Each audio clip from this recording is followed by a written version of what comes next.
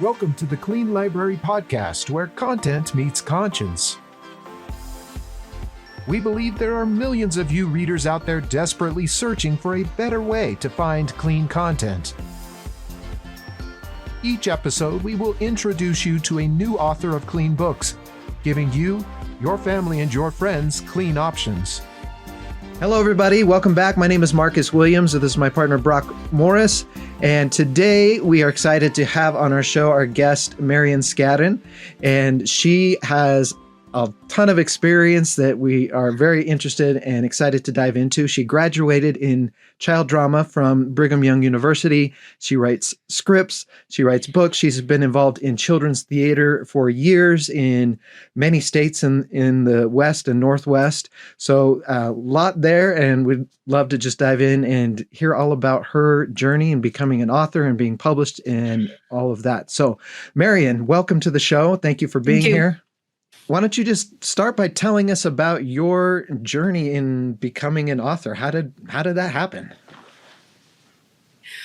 Well, I always say that I'm embarrassed to tell everybody that I did not start writing at 5.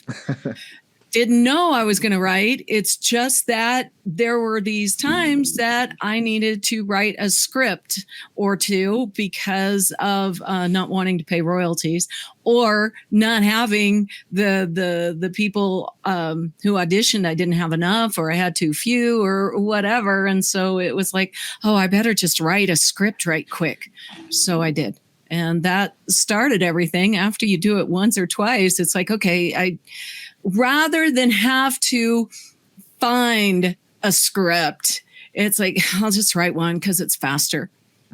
Instead of reading all the descriptions and trying to figure out, are there enough female parts, male parts, other parts? So that's what I did. That's awesome. So you, in your bio that you sent to us, you included 2 truths and a lie. And so as we go along, Brock and I are going to try to figure out which one is the truth and which one is the lie. So I want to read those now, given kind of your background and that information you've given us. Let's read those now, and then we're going to guess at the end. So don't let us forget before we end that we need to make a guess, all right?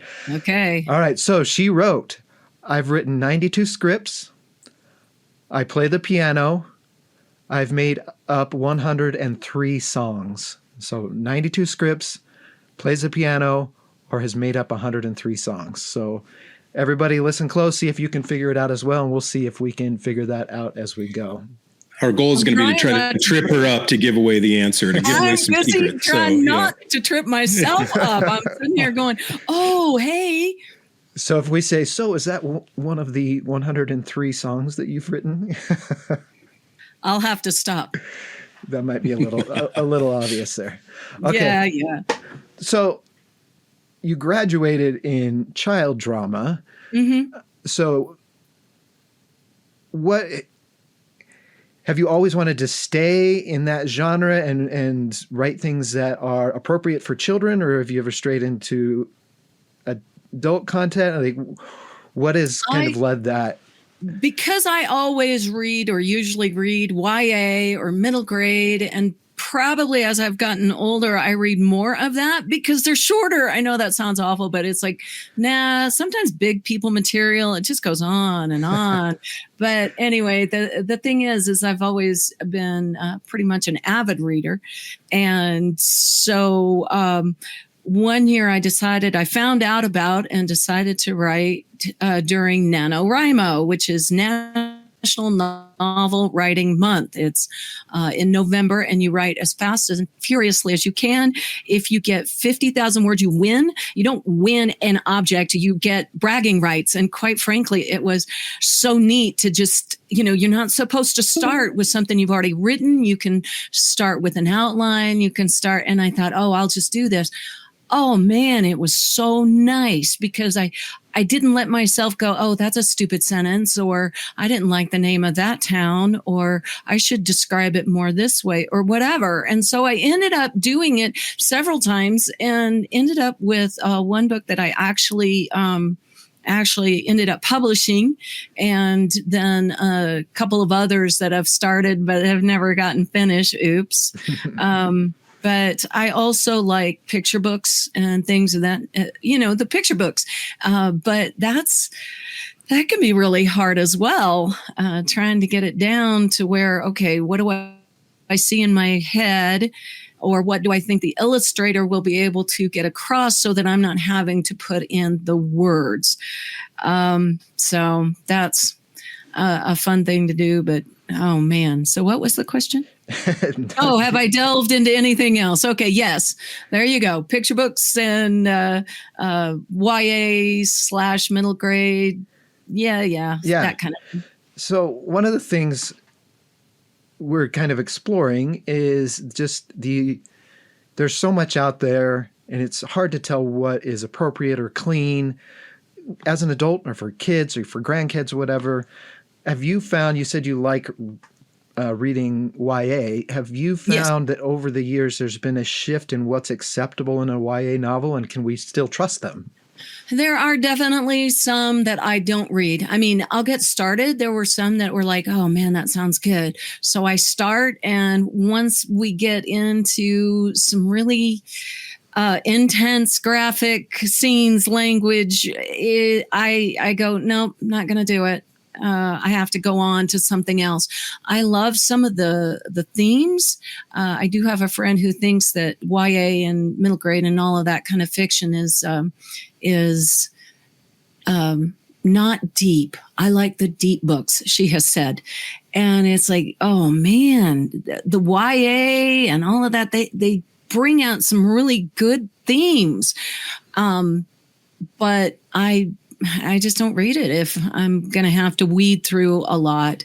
And maybe that started when I was in high school. Okay, I know it's one of those books that either people love it or hate it, but it was in my lit class and I was reading along, and it was quite the swearing book. And it shocked me out of the story every single time. And since it had something bad within every paragraph, I didn't get to follow the story. I was busy going, oh, there's another one. Oh, there it is again. So I'm sad to say that it was like, okay, yeah, that's a classic. But, at that point in time, I was busy reading classical sci-fi and fantasy and always wondered why that wasn't considered classic. Yeah. But anyway. So that that's an interesting, go ahead. That's an interesting point you bring up. That's one of the things that Marcus and I have discussed in the past is, Are we starting to see YA as a category not being something you can trust as much as a consumer from a content standpoint, right? So it used to be you could look at YA and think, okay, this is something that I can read relatively securely, or I can recommend to my kids or other people, and the content's going to be of a young adult nature, right, or middle grade, as you said. Yes. But that's kind of drifting a little bit, right? And that's at least the sense we've had. Yeah, and with this, classic book, it was YA, and that was how many years ago? I'm not telling you, but that was my high school. And so, yes, there's some stuff that came out way back when. So yeah, there's stuff now it's hard. Yeah. Because you want to read it all. Or rather, it just sounds so good, and you like the theme, or you like whatever's going, what you read on the back label. And it's like, okay, well, I'll start and I'm done. Yeah. You just have to learn to be done. And sometimes that's difficult when the story is interesting, or it doesn't hit until halfway through, and then suddenly, that didn't happen to be Catcher in the Rye, did it? Yes. That's what I thought. Yep. Yeah, I once said that online, and somebody goes, oh, I bet it's a Catcher in the Rye. I love that book. And I hate that book. Yeah. There are, and I did have a lot of lit classes because of what I was going into, children's lit classes. And I was struggling through reading Alice in Wonderland. Oh boy, that was like, is there a story in here at all? And my professor said, look, you don't have to finish it. Alice in Wonderland is one of those, you hate it or you love it. There's not an in between, apparently. So yeah, in my former career in law enforcement and doing child exploitation cases. I'm Ugh, not yeah. a fan of Alice in Wonderland. That is not a book that I'm okay with. Okay. Well, but okay. but yeah, I mean, I like. I found interesting the point you made about your friend saying you have to read mature books in order for them to have meaning. Yeah. So, do you find it difficult to create concepts or imagery in a clean way that would appeal to a mature audience? Or the quick answer is no. okay, I don't find it difficult either. I guess I look at it this way. For me, myself, I'm not going to add anything extra. Just to be noticed. I don't get that, because a good story is a good story. Yeah. I've read too many good stories, and you know what's going on, and you're crying or laughing or whatever throughout the whole thing. Same thing I feel like with plays. Also being in theater, there were also a lot of reading of plays, and there's one that's one of those classics, and it's like, you know what? Not doing it. I won't do it as a director, and I'm not going to read it ever again. Mm-hmm. Just not on my, no, it's not going to happen. I think, like I said, a good story is a good story. Just like good comedy, clean comedy. I think it's harder because there's no shock value. And I've never worried about it, because most of my writing is not for everybody. I mean, how many people do you know who pick up children's scripts just to read them? You know, so. And you made a great point earlier too, which is something we've identified before, which is sometimes it is more distracting if there's the more graphic the content is, right, from the story. It can actually pull you out of the world. It can pull you out of the story and not be as entertaining of a story. Yeah. Not when it pulls you out. Not when nah. So, in your NaNoWriMo, when you wrote your novel, yes, and that month, where did the inspiration come from? How did you get your ideas?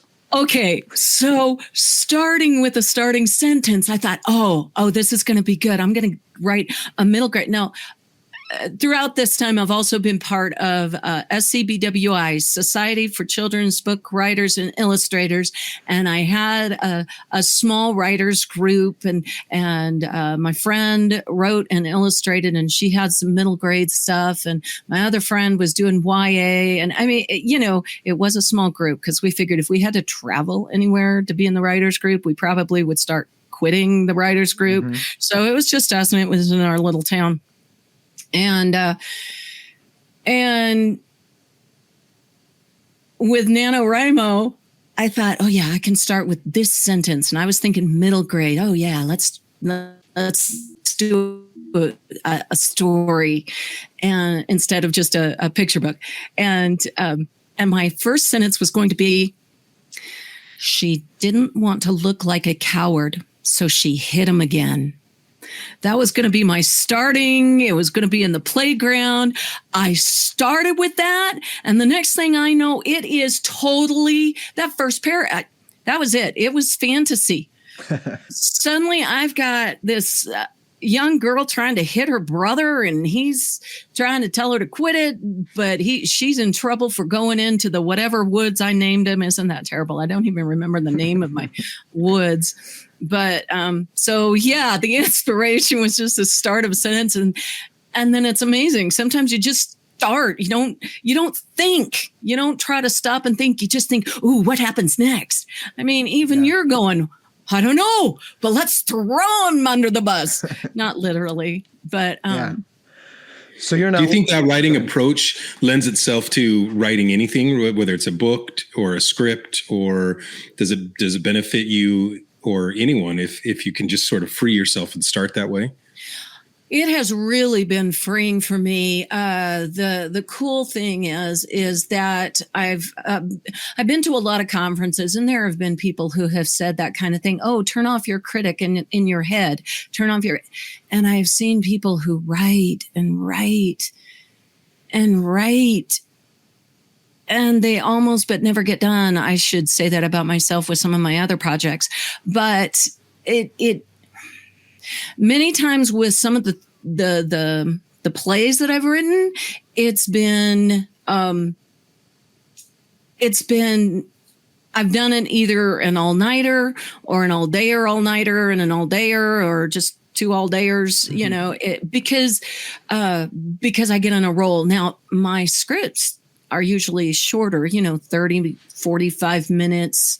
I have done some other kinds of longer scripts, hour and a half, but I just felt like when I'm on a roll, I'm on a roll. Now, of course, you have to take eating breaks and all of that. But, sometimes I would tell the family, I'm closed.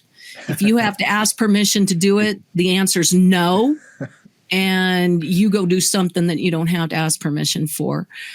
So I like being able to write it all at once. With NaNoWriMo, I figured it out. I did the math and figured out that if I did 5 days a week, and it would take me about 2.5 hours, and I would get up early. When I was coming back to the story within the next day, and I was doing 2.5 hours worth, that was 2,500 words, by the way. When I was doing that, I didn't have to reread it. Now there's the projects that aren't done, and I'm going to have to go back and reread, figure out who's who, what's what, and what all the names are. I hope I kept notes. I did. I kept notes. But anyway, because even while I was writing it, but man, if I can plow through, the joy is I have a finished product. Do I have to edit it? Yeah, you bet I do. But it's also done. Yeah. It is done. Now, I have to go back and edit. It certainly cuts down on writer's block. It's the put your butt in the chair kind of a thing. I've heard that over and over again at all the different conferences. Put your butt in the chair. You got to put your butt in the chair. Sometimes they didn't use that word, but if you take the time to do that. And yes, you have to find the time and make the time. I've heard of people who do 10 minutes. If they can just get in 10 minutes a day, they're great. And when I sit down to do, I have to do one sentence. I'm just going to do my one sentence. And sometimes I'll do the one sentence, but sometimes it just, an hour later, I'm going, I should see if everybody's all right. Yeah. Go pet the cats, make sure they're not hungry. Talk to the husband, make sure he knows I'm alive. So there's the writing journey and then publishing. There's that leap from taking your work. Yeah. What is the biggest challenge for you in actually self-publishing your works? I say, I keep telling people, it's much easier than it used to be. It's much easier. But then I realized I took the time to research the two different places that I published at. I started with Smashwords, but now that's part of Draft to Digital, and they're doing physical books as well. And then Amazon. And I chose to do Amazon separate. They didn't distribute there. Amazon doesn't always take it. But if I go to Amazon and just upload it, then I can be there.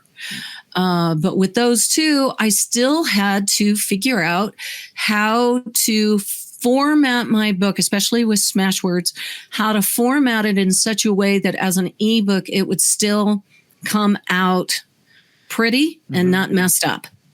With Amazon, I used their templates when I was doing script collections. I don't care. I mean, it's a template, and these are not necessarily for absolutely everybody in the world. So I'm good with it. Although my script collections have gone quite a number of places. I think like if it says, I look on there and I see Japan, somebody in Japan has been buying things, and I think, they're doing it so that they can teach English. And then I see Australia has one or two or whatever. And I'm thinking, I think they already speak English there. Maybe they just like your scripts. Yeah. Okay, fine. Yeah, I like to think that's it too. So do you think writing clean material is a disadvantage or an advantage in the marketplace? I go back to a good story is a good story. Okay. I think it's an advantage. Maybe. I don't know. I've heard it both ways. No, I think personally it's advantage because you can absorb everybody and not just some people. Those of us who like clean. If we like a good story, we like a good story. You put them together, we're going to do it. We're going to buy it. We're going to read it. We're going to listen to the audio book. But with stuff that's iffy, we may not read it. And we may not let our kids read it, and they can read it when they're not kids anymore. And I think that's the deal. I think it's a matter of clean gets everybody, as long as it's a good story. Yeah. So what's your process then when you're looking for a new book and trying to figure out whether or not it's clean? I read the back. I read reviews. I glance through it. And if I start reading, if I do start, or somebody else will tell me about it and I'll read it, which is nice about this podcast too, because you're talking about some of the clean books, stuff, material that's out there. And so people can go, okay, fine, thank you. Now I don't have to go dig too deeply. I watched you guys' first episode and know that you were talking about you tried to dig deep, but you didn't dig deep until after you found out, okay, I'm not going to read that one anymore. And once you dug deep, you really had to dig deep to find anything that mentioned anything about the content itself. Right. And if, like I said, if I'm reading along, as much as I like the book, it's like I'll stop. Yeah. I've got so many books on my bookshelf, not on my bookshelf. Yes, in the bookshelf, but I mean on my bedside table, a big old swamp and big stack. I've got books in here. I've got things I've got to write, things I got to do. So I cannot read those. I don't have a problem with stopping. Oh well, I wish I could, but nope. It's gone beyond. Plenty standing in the line behind them. So, yeah. So on the topic of clean, if I can maybe put you on the spot a little bit, but knowing that term, even using that term clean, right, is a bit subjective. Yeah. In your mind, as we use that term, as you use that term, what is maybe just a brief definition of, to you, what does clean actually even mean? I think that, let me think what I think. What do I think? I think that for me, it's a matter of, I don't want graphic scenes. I realize that young adults can do that, can be that way. I don't want really intense bad words. I don't need that. Oh, I love science fiction when they make up their own bad words. It's great. It's great. Okay. So, I can't deal with the shock value type of scenes or words, things like that. For me, it does not have to be all goodness and light either. I can read a theme that's a little bit, just makes me want to cry and go save all their children. But it doesn't have to be. It doesn't have to be about a family that's praying together. It does not have to be Christian. Good people doing good things is great, and surviving bad things. That's fine. I personally can't do the graphic violence, the graphic sex, the graphic or intense bad words. No, it absolutely makes sense. And I think you hit on a couple of things there that are really key, which is, we know life isn't clean, and we know that sometimes you have to emotionally connect to life experiences. You have to describe both the good and the bad, but it doesn't have to be done in a way, and to be emotionally connected to a story, it doesn't have to be done in a way that's graphic, right? And right. Intense in the same way. You can still feel an intensity of motion or of emotion and describe the scene in a way you feel connected without it being graphic. Yeah. That's how I am. So.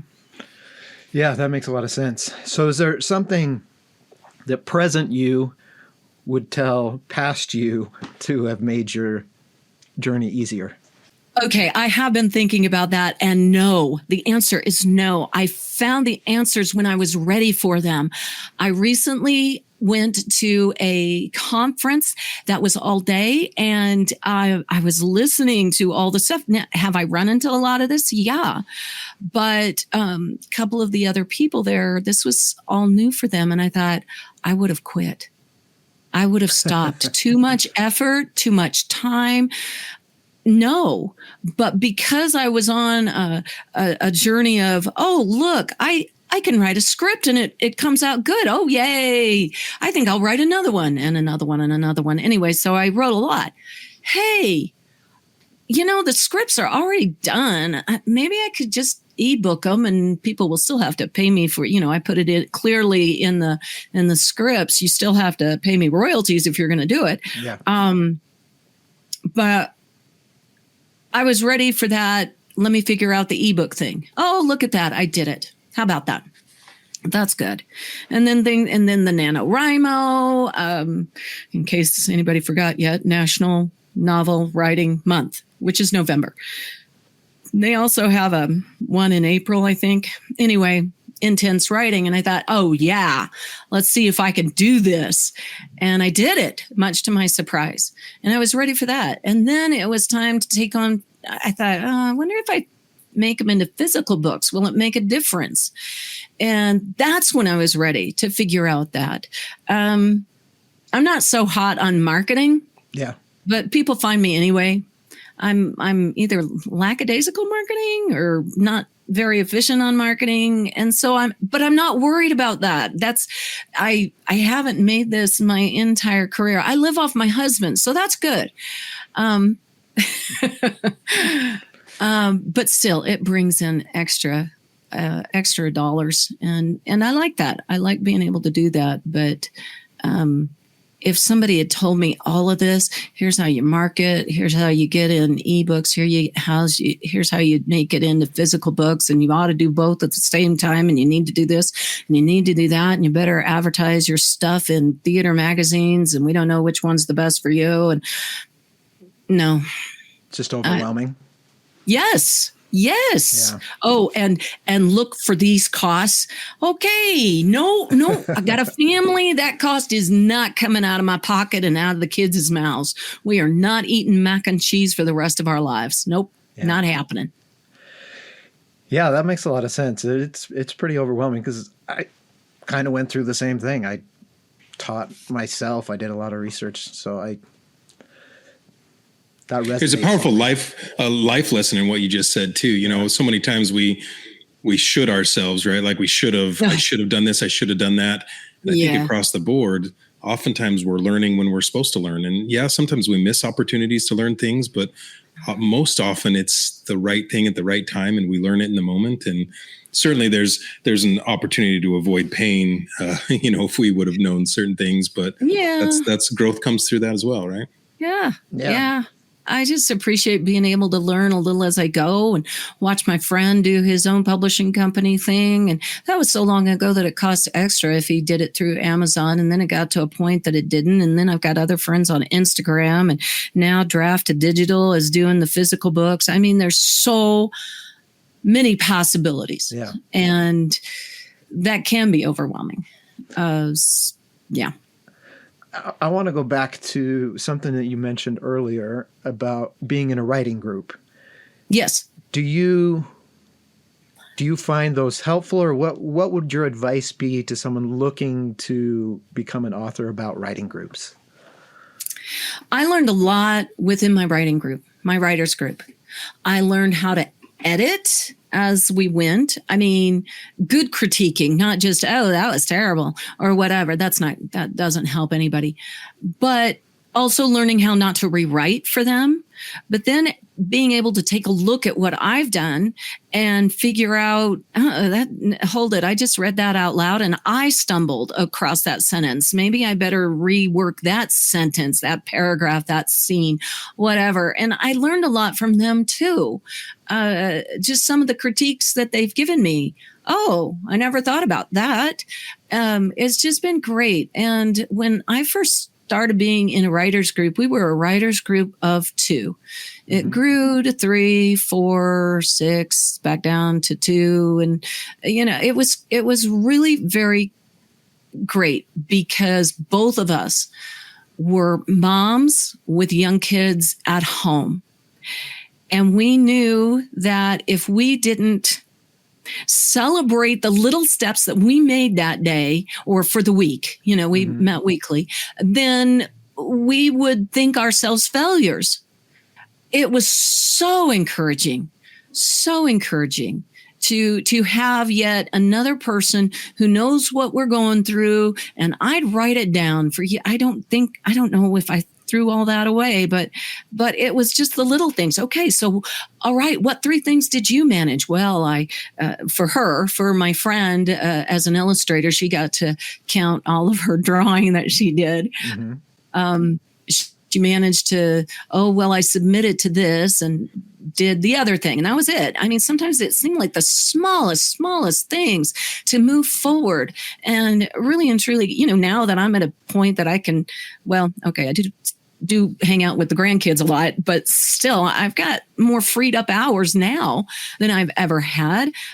So I can do what I darn well please half the time.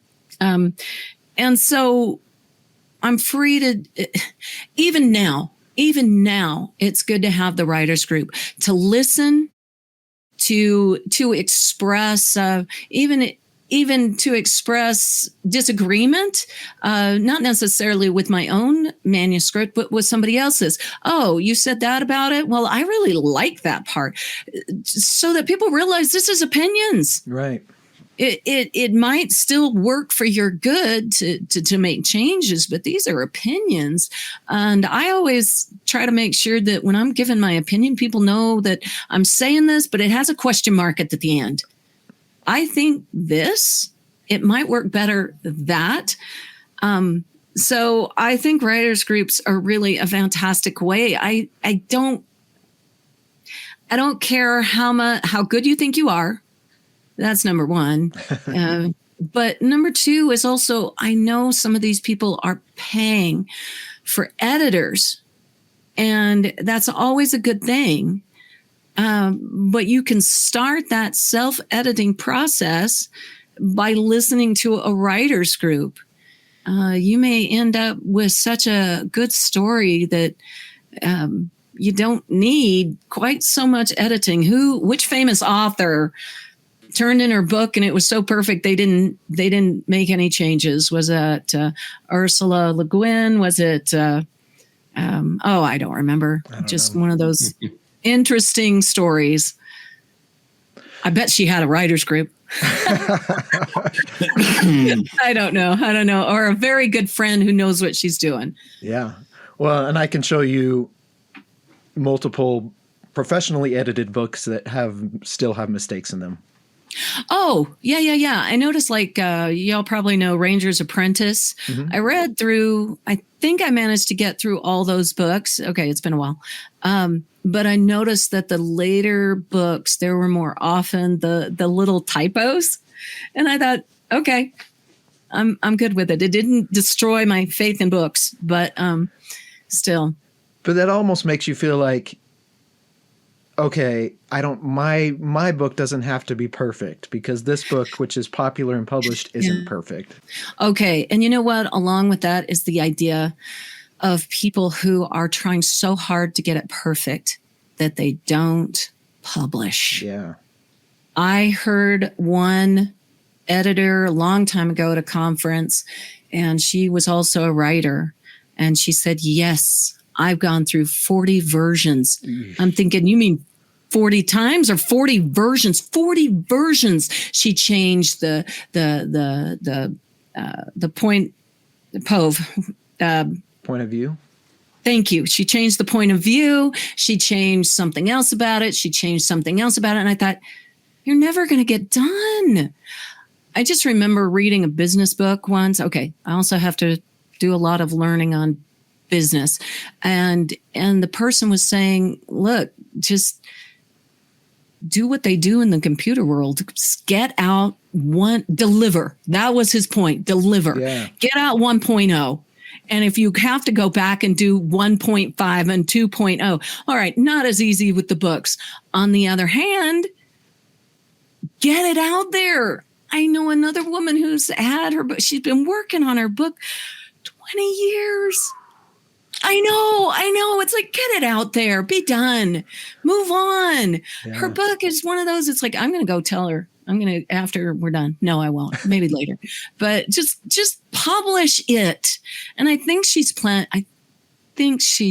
planning on self-publishing. Mm-hmm. And at this point, it's like, move on. To me, it sounds like you're scared. And I know fear.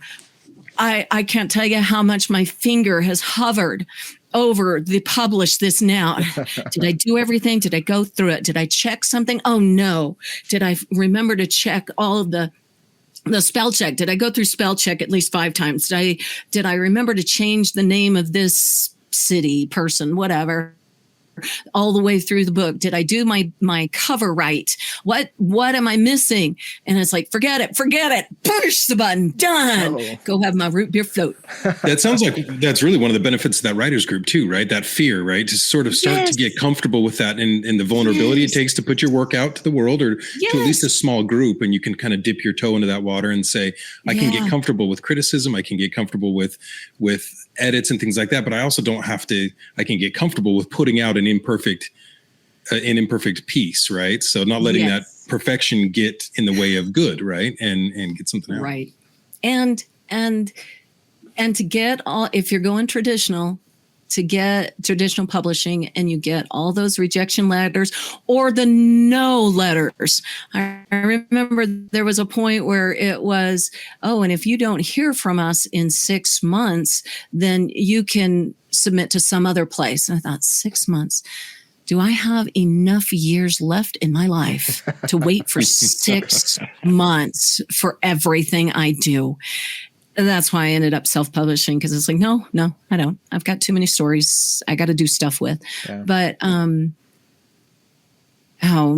you said something and I thought of, yes.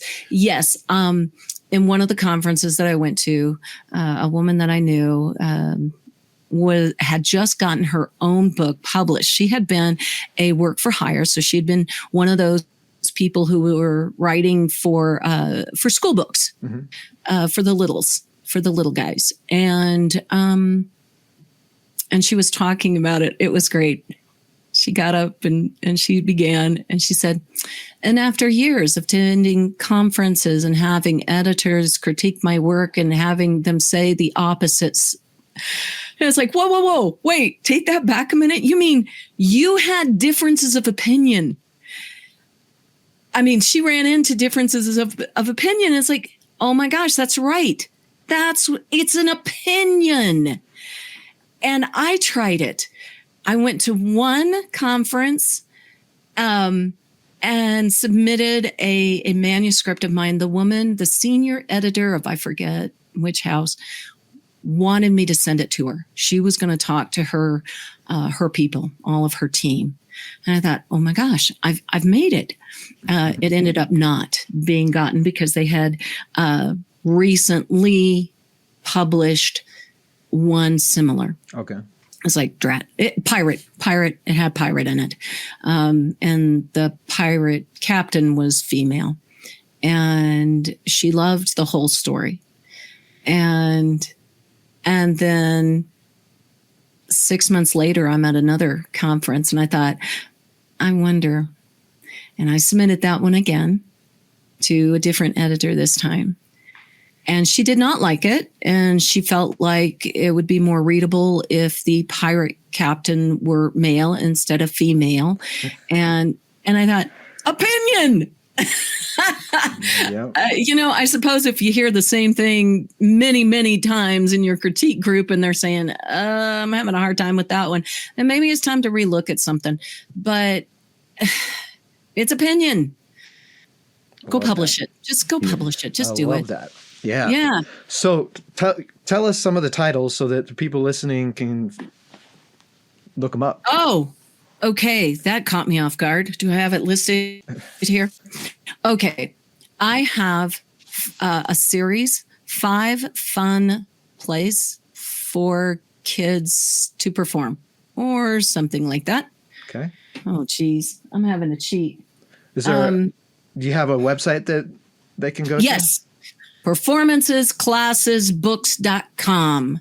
I've got everything listed, including the ones I'm working on, or I might have those ones on my author blog, which is just marianscadden.com. Okay. So performancesclassesbooks.com. Yes. How many of those scripts are musicals with original songs? Are you trying to answer the question? After you answer that question, I'll tell you more. Ah, okay. Okay. Well, then maybe should we jump into, is it time to see if we can unveil what is the lie? Let's try it. Okay, go for it.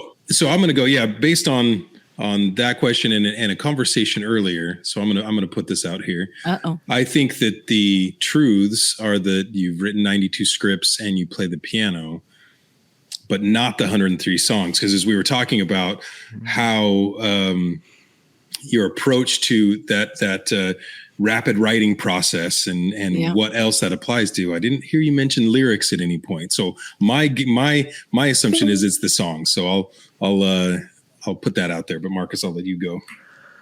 I'm going to say the lie is playing the piano. Okay, you ready for the answer? Yeah. Let's have I it. cannot play the piano. Yes. Marcus. I got it. Yes. I have written 103 songs and I take it to my friends. I put it on tape, or I go to my friends in person who know how to who know how to play the piano, and they get it ready for me and print it out for me in sheet music. So yes, I did 2 musicals. One was Parables, the musical. Oh, you should hear the sheep song. It's pretty good. It starts with "Run hither, run thither." Okay, that's all you get of that song. and then I was able to put in script format Michael McLean's book, A Distant Serenade. It's one of those that I heard so long ago, and he insists that his mother and I are the only 2 who actually bought the book. And it had the music CD with it. And I didn't write that music. I had to write some words to it. But he was able to send to me, what are they called? Off tracks? I always forget. They're just the tracks. Mm-hmm. And so I was able to get the kids to use those to sing. Kids, it was a community thing. So the youngest was 8, the oldest was 60. I don't know. Cool. So that's awesome. Yeah. That's really cool. Yeah, it's fun. So is there another clean author out there you would recommend our listeners to read and us to interview? I really enjoyed, I just finished reading Susan I don't know how to pronounce it. Phelan. Susan Phelan. Jeez, I'm embarrassed now. I'm going to have to go ask her. Anyway, I just finished her Misclassified. I loved it. I mean, it was obvious. I mean, the little tears well up because you realize, I didn't realize I had that much of a problem with 7th grade, but reading that brought back some of those memories, and I was like, oh man. Maybe a little traumatic, huh? Oh, it was. Oh, 7th grade. And I also these indie authors are incredible. Lee Strauss, who's also gone by L. Strauss, Cozy Mysteries. And she's also done, what was it? She did some in L. Strauss, and I'm sorry, I can't remember a couple of her book names, but Lee Strauss and L. Strauss. I don't even know if hers are anything other than ebooks. I don't think she's done physical books. I've just loved them. I mean, I read a lot of hers, and then I had to go work on my own projects. Yeah. Okay, and then another one. She is a rocket scientist. And her name is Susan K. Quinn. And I love her Open Minds book, sci-fi. Okay. But oh man, Oh man. But she does have a couple of series that I decided not to read because it did have some content. But her Open Mind series, it's the Mind Jack series. Really good, really fun to read. Awesome. So loved it. Great recommendations. Yeah. She also wrote, what are they? Royals of Daria, Dharia. And it starts with third daughter, goes to second daughter, goes to first daughter. Love that one too. Steampunk-ish. Okay. So cool. Well, thank you so much for being on our episode this week. That was a lot of fun. I learned a lot. Very interesting. Really appreciate you being on. For everyone listening, if you are an author or if you know an author, you can find the link in the description if you would like to be a guest on the podcast. And thank you for listening to the Clean Library Podcast, where content meets conscience.